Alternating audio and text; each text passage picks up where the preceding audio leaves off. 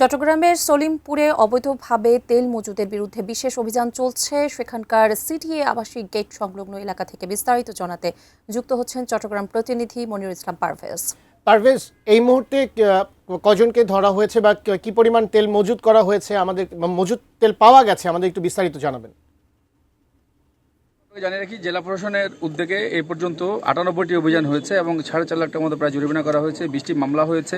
তবে এই সাথে আমরা দেখেছি এটি যৌথ অভিযান বলবো, সেখানে ডিজিএফআই এবং গোয়েন্দা সংস্থা রয়েছে, পুলিশ রয়েছে, রয়েছে। তো আমরা একটু জেলা প্রশাসনকে যুক্ত করে নিই, স্যার থেকে একটু বিস্তারিত জেনে নিই। স্যার, এখানে কত লিটার তেল পেয়েছেন আর এ পর্যন্ত আসলে কি বলবেন আপনার অভিযানের সম্পর্কে? ধন্যবাদ। আপনারা জানেন যে গত 27 তারিখ থেকে আমাদের এই অবৈধ মজুদের বিরুদ্ধে আমাদের অভিযান চলছে। আমরা গত 27 তারিখে 6000 লিটার ডিজেল আমরা মজুদ করেছিল, সেটি আমরা উদ্ধার করেছি এবং আজকে এখানে প্রায় 25,000 লিটার আমরা ডিজেল উদ্ধার করেছি। আমাদের গোয়েন্দা সংস্থা বিশেষ করে ডিজিএফআই চমৎকার কাজ করছে এবং আমরা আগেও বলেছিলাম যে যারা এই ধরনের অসৎ উদ্দেশ্যে মানুষকে জিম্মি করে কোনো ব্যবসা করবে, তারা আসলে ব্যবসায়ী নয়, তারা আসলে ব্যবসায়ী নামের কলঙ্ক, তারা অপরাধী, তাদেরকে আমরা কঠিন শাস্তির আওতায় নিয়ে আসবো।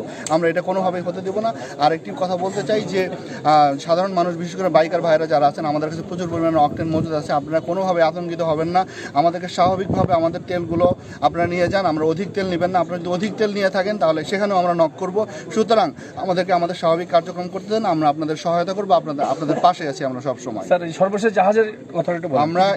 আমরা ইতিমধ্যে আমি জানতে পেরেছি যে এ পর্যন্ত 10টি জাহাজ, আজকে সিঙ্গাপুর থেকে একটি জাহাজ আসছে, সেখানে প্রায় 30,000 টন ডিজেল সেখানে নিয়ে আসতেছে। কালকে সেটি চিরাং পোর্টে নোঙর করবে।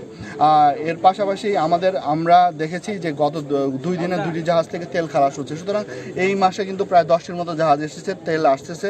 তেল নিয়ে আমাদের কোনো ধরনের কোনো সংশয় নাই, কোনো সংকটও নাই। আর এছাড়া আমাদের জেলা প্রশাসনের পক্ষ থেকে আমাদের মোবাইল কোর্টের কার্যক্রম চলছে, আমার নিয়মিত অভিযান চলছে। ইতিমধ্যে প্রায় 98টি অভিযান হয়েছে, 20টি মামলা হয়েছে। যারা অবৈধভাবে তেল মজুদ রেখেছে বা বেশি দামে বিক্রি করছে বা তেল থাকা সত্ত্বেও যারা তেল বিক্রি করছে না, তাদের সকলের বিরুদ্ধে কিন্তু আমাদের মামলাগুলো হয়েছে এবং কার্যক্রম প্রায় 4.5 লক্ষ টাকার মতো আমরা কিন্তু টাকা জরিমানা করেছি। আমরা জরিমানা করতে চাই না, আমরা সবাইকে সচেতন করতে চাই। আপনাদের মাধ্যমে বলতে চাই যে জেলা প্রশাসন সক্রিয় আছে, গোয়েন্দা সংস্থাগুলো সক্রিয় আছে। যারা এই ধরনের কাজ করবে তাদের বিরুদ্ধে আমরা ব্যবস্থা গ্রহণ করব। ধন্যবাদ স্যার। আমরা জেলা প্রশাসককে যুক্ত করে নিয়েছিলাম, আপনি দেখছিলেন, উনি বলছিলেন যে ওনাদের এই অভিযান অব্যাহত থাকবে। আর এই পর্যন্ত কিন্তু 98টি মামলা হয়েছে, সেটা তথ্য আমাদের জানানো হয়েছে। আর আজকে যেখানে রয়েছে সেখানে প্রায় 25,000 লিটার ডিজেল কিন্তু উদ্ধার করা হয়েছে এবং তাদের বিরুদ্ধে মামলার প্রক্রিয়াধীন রয়েছে, সেদিনের তথ্য আমাদের জানানো হয়েছে।